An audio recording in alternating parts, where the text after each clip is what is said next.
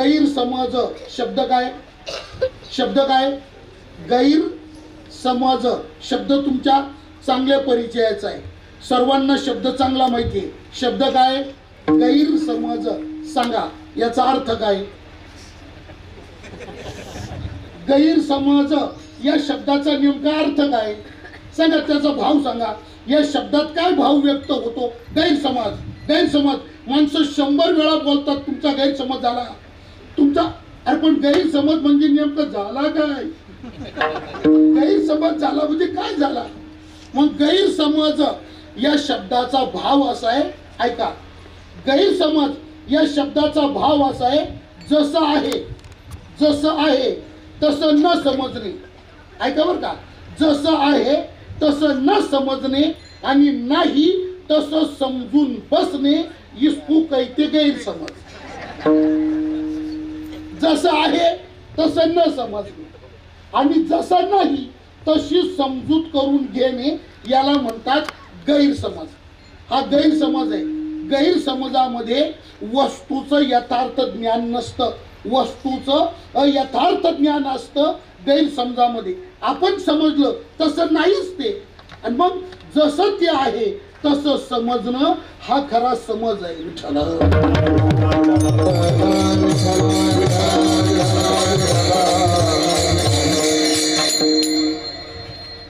फाट्यावरती ST आली, 2-4 जण झाडाखाली बसलेले होते. एसटीची गाडी आली. एसटी गाडीतून एक पुरुष आणि एक स्त्री, 2 जण उतरले. एसटी निघून गेली. ते 2 जण उतरले.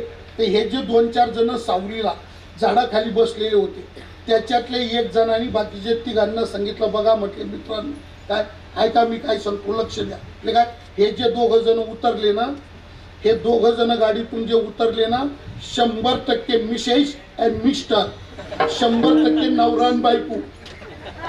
तर बाकीचे 3 जण त्याला म्हटले, आपण तर यांना कधी पाहिलेलं नाही, आपल्या भागात नवखे दिसतात, नवीन दिसतात, आणि इतका कॉन्फिडन्सली, इतका आत्मविश्वासाने तू कसं काय सांगू शकतो हे नवरा बायकोच आहे म्हणून? तर तो म्हटलं तुम्हाला कळायचं नाही, त्याला नॉलेज लागतं, नॉलेज लागतं. 100% सांगतो ते नवरा बायको. मग या 4घांनी त्यांना नवरा बायको समजलं. योगायोग असा, उतरलेले 2 जण रोड क्रॉस करून झाडाखाली या 4घांपाशी आले, आणि त्याच्यातल्या पुरुषांनी या 4घांना विचारलं, का हो? म्हटले या खडांबे गावामध्ये गंगाराम पाटील कुठं राहतात? गंगाराम पाटील 1 नंबरच्या हस्ती, जागीरदार, सगळ्या गावात वचक त्याचं नाव ऐकलं नाही. गंगाराम पाटील, तुमचं काय काम त्यांच्याकडं?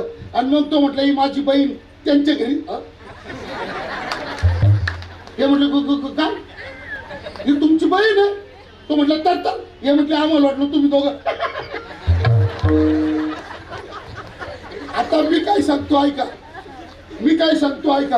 या चौघांनी त्या 2घांना जसं समजलं तसे ते 2 नव्हते, आणि ते 2 जसे होते तसे या 4घांनी समजले नव्हते. या 4घांनी समजले नवरा बायको, तसे ते नवरा बायको नव्हते, आणि ते होते बहीण भाऊ, तर यांनी बहीण भाऊ समजले नव्हते. आहे तसं न समजणे आणि नाही तसं समजून बसणे याचं नाव आहे गैरसमज. हा कोणाच्या बाबतीत झाला? भगवान श्रीकृष्ण परमात्म्याच्या बाबतीत. आपण परमात्म्याला जसा समजला तसा श्रीकृष्ण परमात्मा नाही, आणि जसा श्रीकृष्ण परमात्मा आहे तसा आपल्याला समजलेला नाही.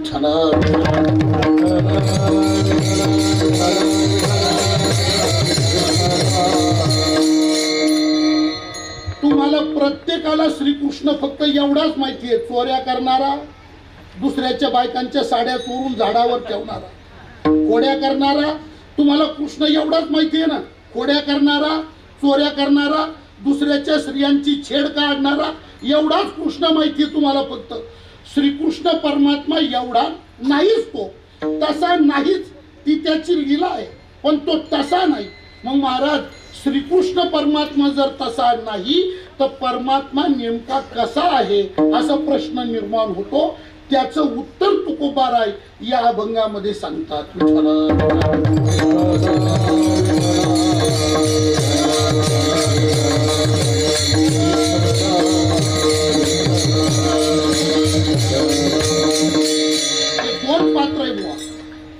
एक पात्र राधेचं आहे, दुसरं पात्र कृष्णाचं. राधेच्या बाबतीत सुद्धा सगळ्या लोकांचा गैरसमज आहे. राधा म्हटलं की माणसाच्या डोळ्यापुढे विचित्रच वेगळंच काहीतरी येतं. तुमच्या मनात म्हणजे तुमच्या मनावर ते बिंबवलंय तसं, तुमच्या मनावर ते तसं ठसवलं गेलंय. राधा म्हटलं का तुमच्या डोळ्यापुढे काय येतं? तुमच्या डोळ्यापुढे एकच येतं, डोळे मोडीत राधा चाले. एवढीच राधा येते, डोळे मोडीत राधा चाले. अरे राधा कोण आहे? राधा म्हणजे मूर्तिमंत भक्ती, मूर्तिमंत भक्ती. विठ्ठला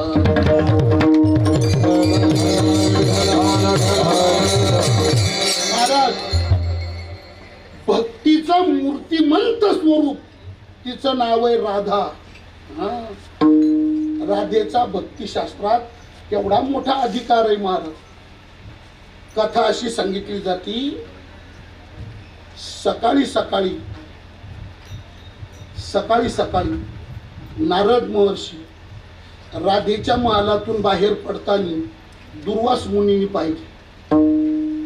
दुर्वासाला प्रश्न निर्माण झाला का नारदासारखा ब्रह्मर्षी सकाळी सकाळी सूर्योदयाच्या वेळी राधेच्या महालातून बाहेर पडतो, याचा अर्थ काय? वाटतं कधी मनात दुर्वासाच्या मनात प्रश्न निर्माण झाला, काय अर्थ? नारदासारखा ब्रह्मर्षी सूर्योदयाच्या वेळी राधेच्या महालातून बाहेर पडतो. ते दुर्वास बेचैन झाले, ते नारदाकडे आहे. नारदाला विचारलं, शोभतं का तुम्हाला? पडतं का असं वागणं? ब्रह्मर्षीनं तुम्ही? नारद म्हटले, काय केलं? कुठून आले आत्ता? म्हणजे राधेच्या महालातून. मग सूर्योदयाबरोबर सकाळी सकाळी राधेच्या महालातून बाहेर पडता, काही वाटत नाही तुम्हाला? नारद म्हटले, आजच नाही, दररोज येतो. दररोज येतो. दुर्वास ऋषीला नारद महर्षी म्हणतात, आन्निक आटोपलं, ब्रह्म मुहूर्तावर उठून आन्निक आटोपलं की सूर्योदयाच्या बरोबर मी देवाच्या अगोदर राधेच्या दर्शनाला नित्य येतो, रोज येतो. देवाच्या दर्शनाला नंतर जातो, पहिलं राधेच्या दर्शनाला येतो. दुर्वासांच्या मनात प्रश्न निर्माण झाला का नारदासारख्या ब्रह्मर्षींनी दररोज देवाच्या अगोदर राधेच्या दर्शनाला यावं, असा राधेचा अधिकार काय? दुर्वासांनी विचारलं, काय अधिकार आहे नारदाचा? हे मला नका विचारू, तिलाच विचारा. नारद निघून गेले. दुर्वास राधेच्या महालात आले आणि दुर्वासांनी राधेला प्रश्न विचारला. विठ्ठल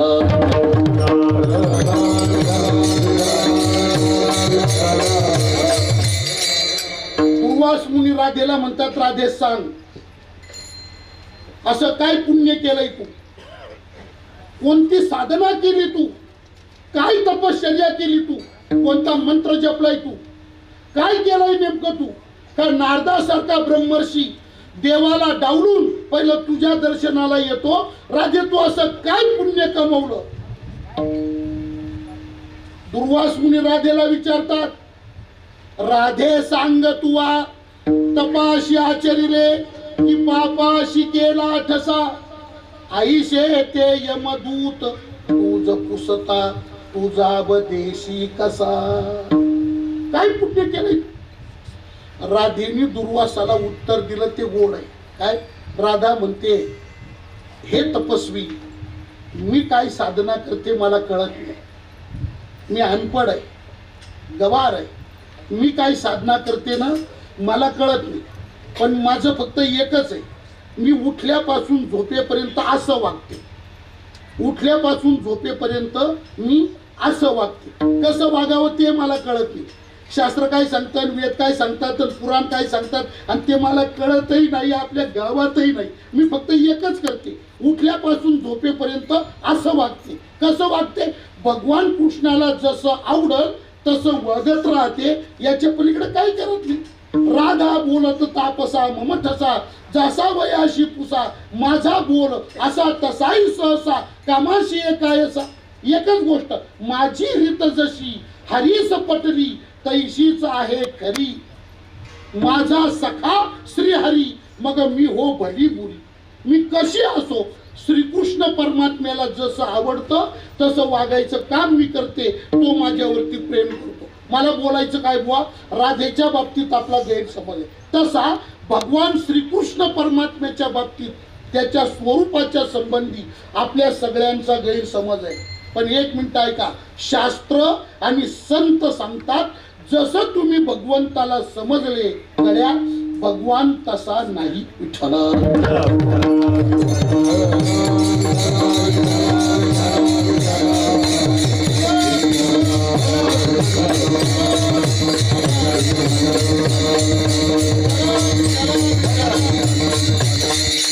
आणि मग प्रश्न विचारला महाराज, तो जर तसा नाही तर तो नेमका कसा आहे.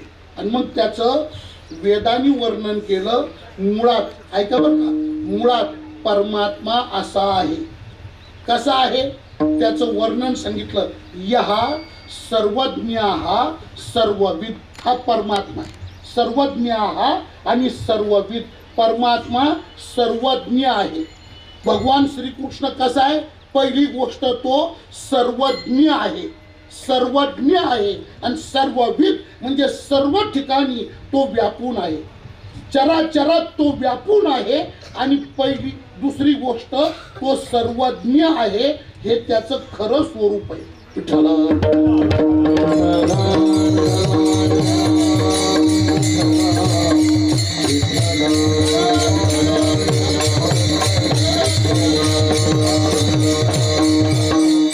आपण त्याला कसं समजलं सांगू का. आपली समजूत असे, आपण त्याला एक देशी आपण समजला, एक देशी, परिच्छिन्न, मूर्तीपुरता, मंदिरापुरता, संकोचित, लिमिटेड. आपण त्याला असा आगमापायी जन्मणारा मरणारा असा आपण समजला. आपण जसा समजला तसा मात्र तो नाही. संकोचित, आगमापायी, जन्मणारा मरणारा, येणारा जाणारा, मंदिरापुरता, गाभाऱ्यापुरता, मूर्तीपुरता असा जो आपण समजला तसा परमात्मा नाही विठ्ठल.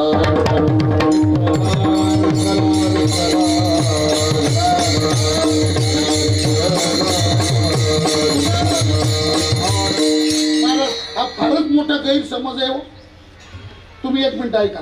लोकांची समजूत, चांगले चांगले माळकरी गणटिळा समजूत कशी देवाबद्दल पहा. गावोगाव महाराष्ट्रामध्ये, गावोगाव प्रत्येक गावात दुपारी असं या टायमाला 10-11 वाजता जेवण बिवण झाल्यानंतर दुपारी गावोगाव वयस्कर माणसं मंदिरामध्ये पारायण करतात ना. आलं पारायण लक्षात तुमचं. पारायण गावोगाव. आणि नेमकं मंदिर पाहून पारायण. पारायण मंदिरातच असतं. मंदिराच्या बाहेर कुठं पारायण असतं का.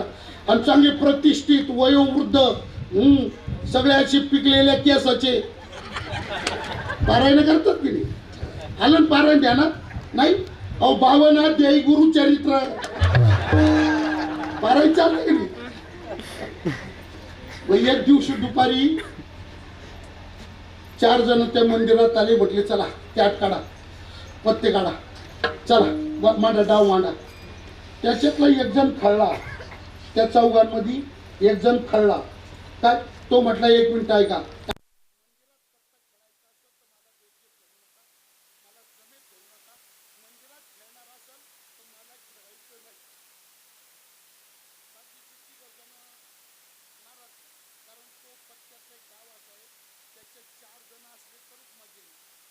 तिघांमध्ये मजा येत नाही.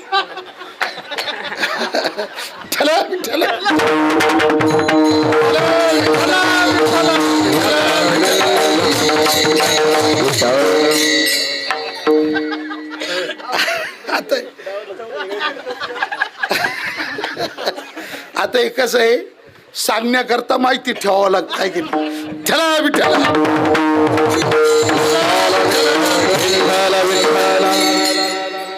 आणि तो एक तर खळला. आता काय करायचं. ते म्हटले तुझं म्हणणं काय. ते म्हटले माझं म्हणणं एकच आहे वा, मंदिरात जर पत्ता खेळायचा असेल तर मला खेळायचं नाही. तुमचं तुम्ही पाहून घ्या. बाकी तुझं नेमकं म्हणणं काय ते सांग. तो म्हटलं मग एक काम करा. काय खेळायचंच असेल तर मंदिरात नको. मग चावडीत खेळत असले तर येतो, मंदिरात नको. चावडीत खेळत असले तर मग मी खेळतो, मंदिरात नको. याचा गैरसमज कळला का तुम्हाला. नाही कळला ना. काय ऐका, त्याचा गैरसमज असा आहे, त्याला असं वाटतं मंदिरात पत्ता खेळला तर देवाला दिसत आणि चावडीत खेळलेलं कुठं दिसत, असं समज आहे की नाही त्याचा. मंदिरात खेळलं तर देवाला दिसणार आणि चावडीत खेळ मग त्यांनी एकदेशी मानला, त्यांनी परिच्छिन्न मानला. तसा आहे का परमात्मा? अवलय गमतेत. सकाळी सकाळी एक जण आंघोळ बिंघोळ करून चहा पाणी घेऊन चुलीतच बिडी पेटवली, फुकीत फुकीत रस्त्याने चालला, मंदिर आलं. मंदिर आलं तर संस्कारी मन दर्शनाला तर गेलं पाहिजे, दर्शन तर केलं पाहिजे, दर्शन तर झालं पाहिजे. पण पुन्हा गंमत अशी आहे, बिडी बोटभर शिल्लक होती, लांबलचक बिडी शिल्लक होती, 2च झुरके मारले होते, बिडी मोठी शिल्लक होती. बिडी टाकली नाही पाहिजे आणि दर्शन तर झालं पाहिजे, दर्शन तर चुकवायचं नाही आणि बिडी तर फेकायची नाही, बिडी राहिली पाहिजे, दर्शनही झालं पाहिजे. मन संस्कारी ना, दर्शन केल्याशिवाय कसं, पायात पडलंच पाहिजे. बिडी तर टाकली नाही पाहिजे, बिडी टाकायची नाही, दर्शनही सोडायचं नाही, बिडी ठेवायची, पाया पडायचं. मग तो हुशार, त्यांनी काय केलं, 2 बोटामध्ये बिडी पकडली, 2 बोटामध्ये अशी सापटीत बिडी पकडली, हात असा मागं ठेवला, बिडीचा हात असा मागं ठेवला, मंदिरात आला, गाभाऱ्यात गेला, मूर्तीपाशी गेला, देवाच्या पायावर डोकं ठेवलं. अन्यथा शरम नास्ती त्वमेव शरणम मम तस्मात् कारुण्य भावेन रक्ष रक्ष परमेश्वर, रक्ष रक्ष परमेश्वर, रक्ष रक्ष. देवाच्या पाया पडला आणि देवाला पाठ न दाखवता तसाच बाहेर आला आणि गेट मध्ये आला, गरकन गरकन वळाला. याचा गैरसमज कळला का तुम्हाला? याचा गैरसमज काय? याचा गैरसमज असा आहे, त्याला असं वाटतं देवाला माझी पुढची बॉडी दिसती, देवाला माझी पुढची बॉडी दिसती, मागची बिडी कुठं दिसती. मग तो आंधळा आहे का? त्याला मोतीबिंदू झालाय का? त्याला चष्मा लागलाय का नंबरचा? हा त्याच्या बाबतीतला गैरसमज आहे. कबीरदास महाराज म्हणतात, बापा हो, कोणत्या धुंदीत आहे तुम्ही? अरे कोणती धुंदी आहे भक्ती करताना तुमची? 1 मिनिट विचार करा. कबीरदास बोले, चिट्टी के पाँव में घुंघरू बाजत है तो वो भी अल्लाह सुनता है. चिट्टी के पाँव में, चिट्टी के पाँव में घुंघरू बाजत है तर वो भी अल्लाह सुनता है. विचार करा, मुंगीच्या पायात वाजलेलं घुंघरू ज्याला ऐकायला जातं त्याला याची बोटभर बिडी दिसायची नाही का? तुम्ही बसले बसले डोकं लावा ना, लावा ना डोकं, तुम्ही डोकं लावा ना बसल्या बसल्या. तू डोकं तर लावा ना राव, लावा ना डोकं, तुम्ही बसले बसले डोकं लावा, लावा डोकं.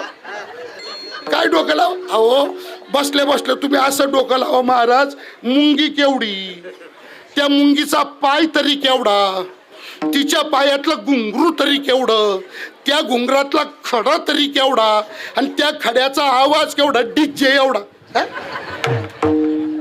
लेकिन वो भी अल्लाह सुनता है.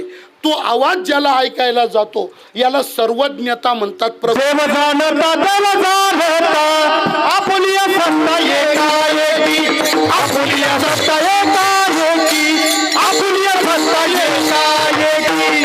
देव जाणता आपुलिया सत्ता एकाएकी, आपुलिया सत्ता एकाएकी, आपुलिया सत्ता एकाएकी. देव जाणता देव जाणता, देव जाणता देव जाणता, देव जाणता देव जाणता आपुलिया सत्ता एकाएकी, आपुलिया सत्ता एकाएकी, आपुलिया सत्ता एकाएकी. देव जाणता देव जाणता, देव जाणता देव जाणता, देव जाणता आपुलिया सत्ता एकाएकी, आपुलिया सत्ता